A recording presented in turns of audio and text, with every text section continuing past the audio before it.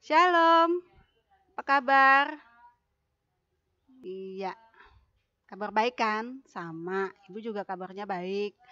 Tambah sehat, makin cantik setiap hari karena kita jarang ketemu ya. Ya tunggu kalian puji Ibu, nggak mungkin lah. Ya Ibu puji sendiri-sendiri. Oke anak-anak, hari ini kita masuk pada materi kita. Lanjutan yang kemarin ya, bab yang keempat tentang gereja yang bersaksi dan melayani di dunia. Tapi Ibu mau mengingatkan sebelum kita belajar lebih jauh, Ibu mau mengingatkan pada kalian tentang tugas-tugas yang Ibu sharekan beberapa waktu lalu. Jangan lupa ya, itu dikumpulkan supaya nanti Ibu bisa memberi nilai dan kalian pun akan memperoleh nilai dari sana. Ya, pada materi ini kita belajar tentang tantangan-tantangan gereja yang dihadapi ketika gereja itu bersaksi, melayani, bahkan memuridkan. Nah, ketika gereja ingin melaksanakan tugas-tugasnya sebagai gereja yang selalu ada tantangan yang harus dihadapi. Contohnya, kita bisa belajar dari Martin Luther King, bagaimana dia berjuang demi kesetaraan saudara-saudara kulit hitam, ya. Dia mau kedudukan dan status mereka sebagai orang-orang kulit hitam itu sama dengan orang-orang kulit putih. Ya. Dia pun ketika dia memperjuangkan ini, ya banyak sekali menghadapi musuh, bahkan musuh-musuhnya menginginkan kematiannya dan terbukti. Ya. Akhirnya dia mati juga ditembak. Luar biasa ya tantangannya. Tapi itulah yang Tuhan mau dalam hidup kita. Apa yang terjadi di Amerika Serikat pada tahun 1960-an dan sebelumnya dapat kita saksikan terjadi di masa kini ketika ada banyak saudara-saudara kita yang didiskriminasi, ya. Mereka berusaha untuk mencari keadilan, tetapi akhirnya mereka nggak mendapatkan keadilan. Nah, gereja itu punya tanggung jawab untuk itu. Kalau kalian suka nonton TV di Trans 7, itu kalau nggak salah itu siapa ya? Siapa sih? Ada cewek yang suka bawa acara Mata Naswa. Nah, Naswa Shihab. Nah, dia punya program TV itu keadilan yang suka-suka. Nah, di sana saudara-saudara kita yang terintimidasi itu menyalurkan suara mereka melalui acara ini. Nah, mereka inilah yang menjadi tanggung jawab kita sebagai gereja. Oke, dengan adanya kenyataan ini, ya saudara-saudara kita dari keuskupan itu mereka membantu para buruh yang bekerja dengan sistem kontrak. Nah, melalui Biro Pelayanan Buruh Daya Dharma.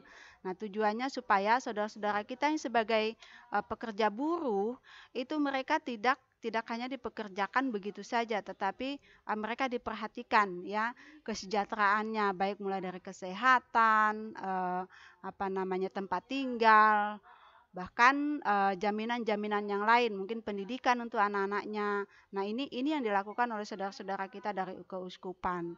Nah, ini juga tidak mudah ya. Ada banyak tantangan yang mereka hadapi ketika mereka memperjuangkan saudara-saudara kita yang merasa bahwa mereka tidak mempunyai keadilan dalam hal pekerjaan. Nah, selain yang dilakukan oleh saudara kita dari keuskupan, tentu masih banyak yang dilakukan oleh gereja-gereja Tuhan yang lainnya di seluruh Indonesia. Nah, ada satu yang menjadi inspirasi Ibu dari dulu. Kalian kenal nggak yang namanya Ibu Teresia? Nah, Ibu Teresia itu dia berasal dari India, Kalkuta, India. Awalnya dia adalah hanya seorang perawat, tetapi dia punya mimpi mau menolong saudara-saudara kita yang yang hidup terlantar.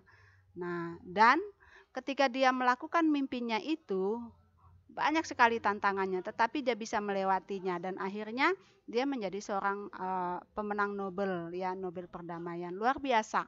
Nah, di Indonesia ada Tangan Pengharapan, bagaimana yayasan ini menjangkau anak-anak di pedalaman yang tidak punya kesempatan untuk memperoleh pendidikan.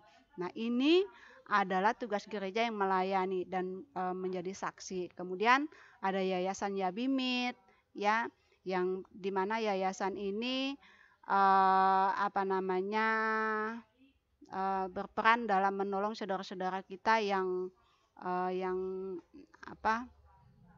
menjadi pecandu-pecandu narkoba. Nah, mereka masuk pada panti rehabilitasi. Nah, saudara-saudara kita yang di yayasan ini yang berusaha untuk memulihkan mereka.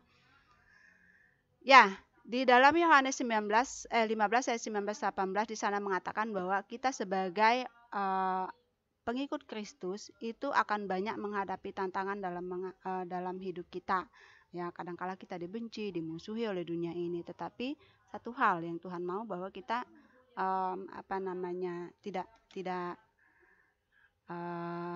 tidak berkecil hati.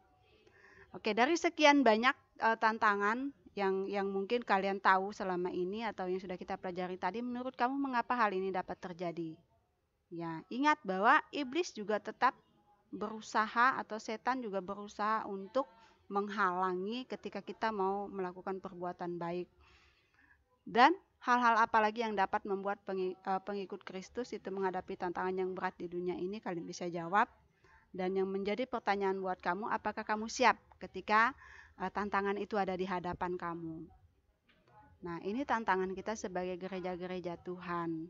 Oke, anak-anak, Ibu rasa materi ini singkat karena ini lanjutan dari materi yang lalu. Tapi walaupun ini singkat, Ibu berharap kalian bisa memahami. Dan Ibu harapkan kalian bisa belajar dari bab 1 sampai bab kita hari ini, karena untuk persiapan kita mengikuti UTS, ya. Soal-soalnya akan Ibu ambil dari sana. Kalian bisa baca, ya. Kalian bisa baca, dan nanti ketika kalian diperhadapkan pada soal-soal yang ada, kalian bisa menjawab dengan benar. Oke.